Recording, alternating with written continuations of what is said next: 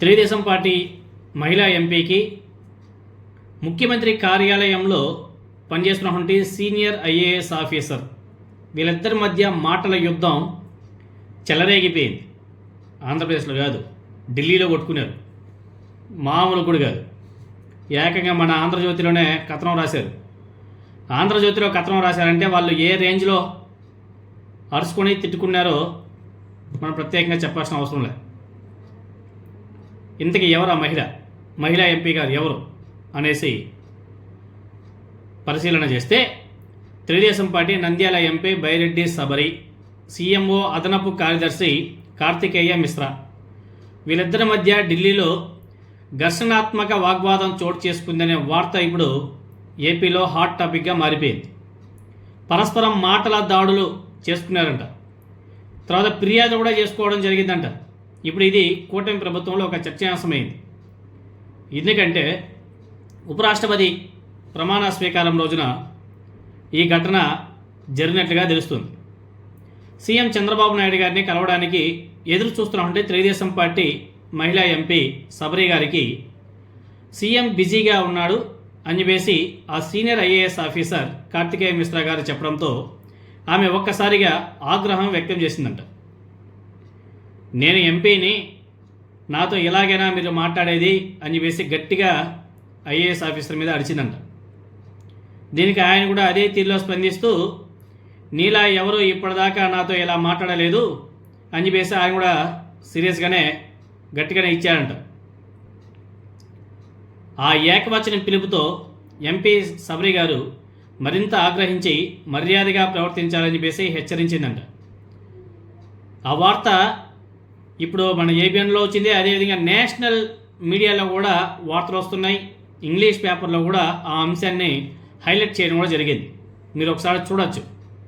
Telugu Desam party MP అదేవిధంగా CMO కీలక అధికారి కార్తికేయ మిశ్రా మధ్య పరిస్థితి మరింత ముదరక ముందే కొందరు వ్యక్తులు జోక్యం చేసుకొని ఎంపీ గారిని అక్కడి నుంచి తీసుకెళ్ళిపోయారంట. అయితే ఈ ఘటన మీద ఎంపీ సబరి గారు మంత్రి నారా లోకేష్ గారికి ఫిర్యాదు చేసినట్టుగా తెలుస్తుంది. అదేవిధంగా కార్తికేయ మిశ్రా లోకేష్కు అత్యంత సన్నిహితుడిగా పేరుంది.